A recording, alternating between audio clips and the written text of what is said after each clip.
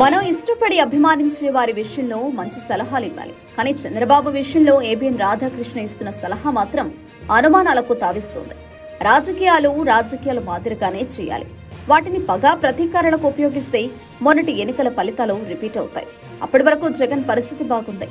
ఏనాడైతే చంద్రబాబును జైల్లో పెట్టించారో అప్పుడే సీన్ మారింది. తటస్థుల్లో మార్పు వచ్చింది. ప్రజల్లో ఆలోచన మొదలైంది. జగన్ కు అంతులేని నష్టం కలిగింది. జగన్ చిన్నపాటి లాజిక్ మిస్ అయ్యారు. తన విషయంలో ఎదురైన పరిస్థితులను గుర్తు చేసుకోలేకపోయారు. కేవలం జగన్ ను జైల్లో పెట్టించడం ద్వారా కాంగ్రెస్ పార్టీ మూల్యం చెల్లించుకుంది. జగన్ జైలుకు వెళ్లడం ద్వారా నాయకుడయ్యారు. ప్రజల్లో గుర్తింపు సాధించారు. ఈ రాష్ట్రానికి ప్రతిపక్ష నేత కాగలిగారు.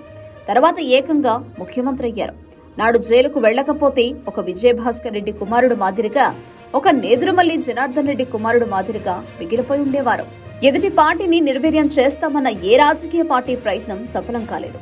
అంతెందుకు కాంగ్రెస్ పార్టీని పూర్తిగా నిర్మూలించడానికి బీజేపీ చేయని ప్రయత్నం లేదు. కానీ ఈ క్రమంలో మూడోసారి అతి కష్టం మీద అధికారంలోకి రాగలిగింది బీజేపీ నేతృత్వంలోని ఎన్డీఏ. కాంగ్రెస్ పార్టీ అధికారానికి చేరువ కాకపోయినా సీట్లు, ఓట్లు పెంచుకుంటూ వచ్చింది. అయితే ఇప్పుడు ఏపీలో వైసీపీని పూర్తిగా నిర్వీర్యం చేయాలన్నది టీడీపీ అనుకూల మీడియా అధిపతి ఆర్కే ఆలోచన.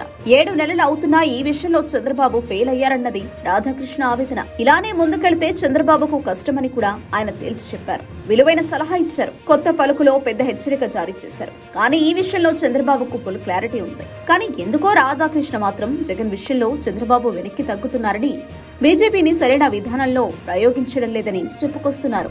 జగన్ హయాంలో వ్యవస్థలను వాడుకున్నారని, వ్యవస్థల ద్వారానే రాజకీయ ప్రత్యర్థులపై ప్రతీకారాలకు దిగారని చెప్పుకొచ్చారు. ఇప్పుడు ఆ పని చంద్రబాబు ఎందుకు చేయలేకపోతున్నారని ప్రశ్నిస్తున్నారు. అప్పట్లో జగన్ కోసం ఓ 10 మంది అధికారులు ఏ పని చేయడానికైనా సిద్ధంగా ఉండేవారని, ఇప్పుడు మాత్రం చంద్రబాబుకు తెలియకుండానే అధికారులు అన్ని పనులు చేస్తున్నారని, ఇలానే కొనసాగితే చంద్రబాబుకు ముప్పు అని హెచ్చరిస్తున్నారు ఆర్కే.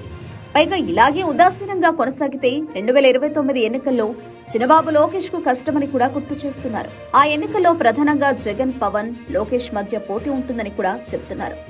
చంద్రబాబుపై జగన్ ప్రతీకార రాజకీయాలు తప్పు. మరి అదే చంద్రబాబు జగన్ పై చేస్తే ఒప్పవుతుందా? ఇప్పుడు అదే పని చేయమనడం ద్వారా చంద్రబాబు మూల్యం చెల్లించుకోవాలా?